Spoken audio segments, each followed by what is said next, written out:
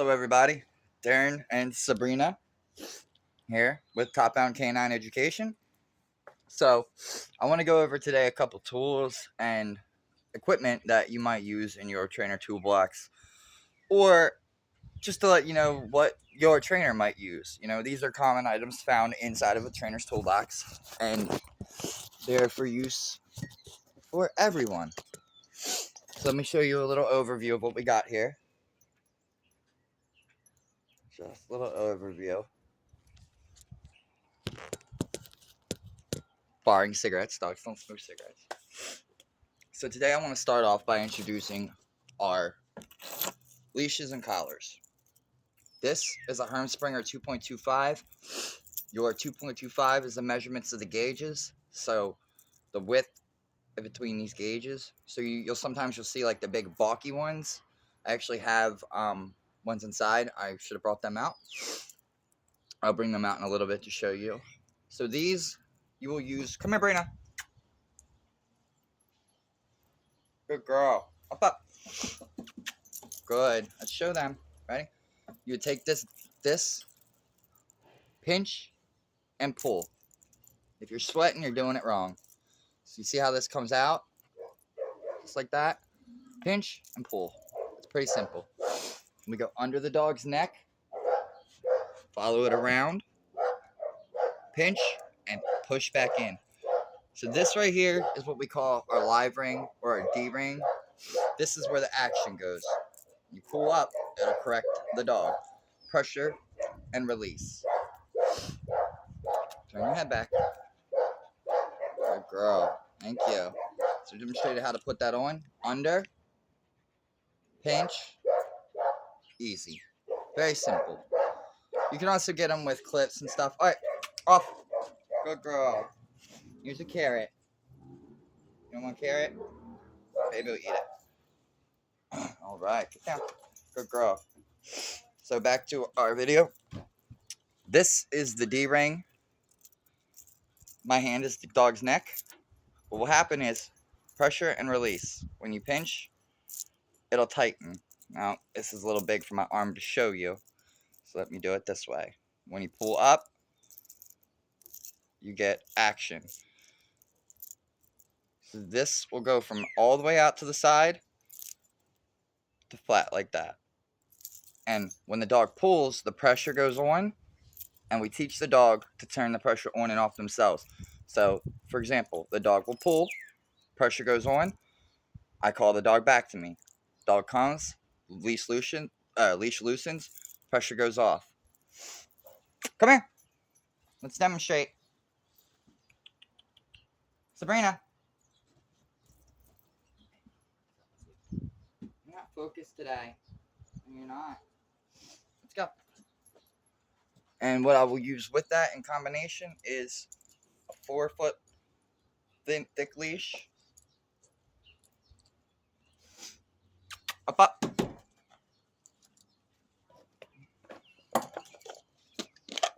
She's not motivated today. So let's give you one of your multivitamins. Up. Good girl.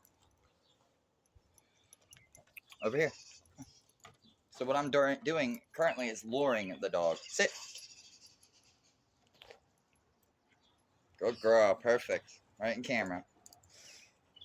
So typically you want your D-ring on the top or on the side.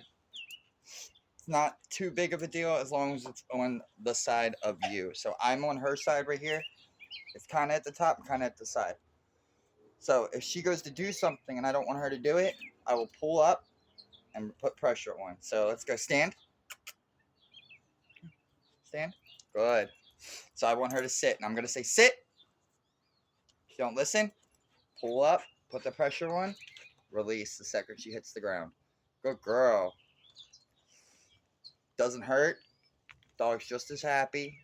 She's just not motivated today. Yeah. And you want the fitting nice and loose, but snug. You don't want it strangling the dog. It's nice and up high as well, so we get better control when it's up high like this, right above the dog's neck, at the draw line. We help control the dog's head. It's like power steering. Break. Good girl. So let's demonstrate. Come on. The dog's gonna go forward. I want her to come back. Boom. Just like that. Let's see if we can't make it a little bit better. Much better. So she goes, pop, and she comes back to me. She goes, up, and she knew. Oh, if I go too far, I'm gonna get that pressure. And then I'm gonna have to come back. So what's the point in even going forward? We also have baby here. Good girl, baby. Come on. Up, up. Come on, old girl. Ah, yes, that's the old girl. Girl. Alright, come. So that's how we demonstrated. We use the prong collar. I will have videos to go in depth more, but that's your general basics. Pressure and release. Pressure and release. It's discomfort, not pain. You're not causing pain to your dog. You're just putting a little uncomfortability. Think of it as a child. All right, if your child is going to do something that could possibly put them in danger, run off or do something, you're going to want to grab their wrist and hold them close to you, right? You might have to hold tight. It's uncomfortable.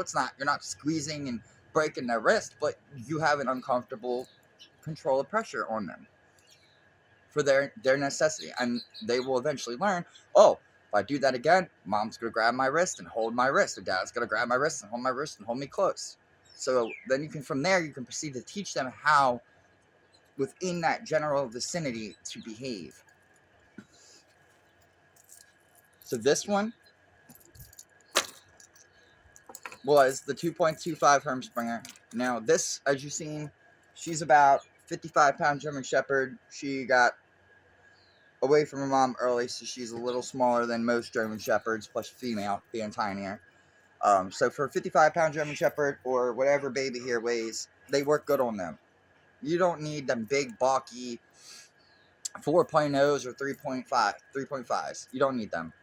Period. Now, if you have, like I have a client that's a Silver Lab, they got him, I think, a 4.0, which is a little too big, but if they go down to a 3.25 or something, it might be a little bit better. They get confusing. Also, some of the off brands will give you some weird numbers, like 3.2 or something. They usually come in 2.0, 2.25, 3.0, 3.25, and 4.0. Those are the ones you want to focus on. Again, that is the gauge width and size. So they'll be bigger and thicker. And how it's really effective, come here, up, up, good girl, is it puts pressure around the entire dog's neck. The entire. So whereas you have this flat collar right here, right, and you're popping, the pop's only right here. That's the pressure. Or if I'm on the side and I'm popping, pressure's only here. This evenly distributes the pressure around the whole neck. And the point of the prongs, mimic parental teeth. Moms correct their dogs. No, don't do that. Same. No, don't do that. Okay, you're free. Go ahead. Plus, the prongs also push into the pressure points on the back of the dog's muscle around the neck. Now, I know that could sound scary, but it's not. You know, you put the pressure on the pressure points, obviously it's going to be more uncomfortable than just tugging away at your flat collar. I'd rather my dog feel the pressure for a couple seconds and respond and like look to me like, okay, what's going on here, than to be strangling my dog or constantly jerking my dog. See, it just made her uncomfortable. And I licked it. She didn't like that. And then that's when you break down the line of communication with your dog. You're free. Good girl. Oh, you want to stay? So my next tool is going to be the safety clip. We usually like to use a safety clip when using prong collars because sometimes they can bust. You know, especially if your dog's neck, you got like a thick, like pit bully breed or bully XL or something like that, and you know their neck expands. Boom! Snap. Now what are you gonna do? Well, what we like to do is this doesn't go on this. Nah, not at all. Bye. Back up. Come on. I know. My little demonstration dog. Come here. So what we like to do is we take this. I personally clip it to this part, you know, and then Boom. So when I have this around the dog's neck, if this fails, this comes off, right?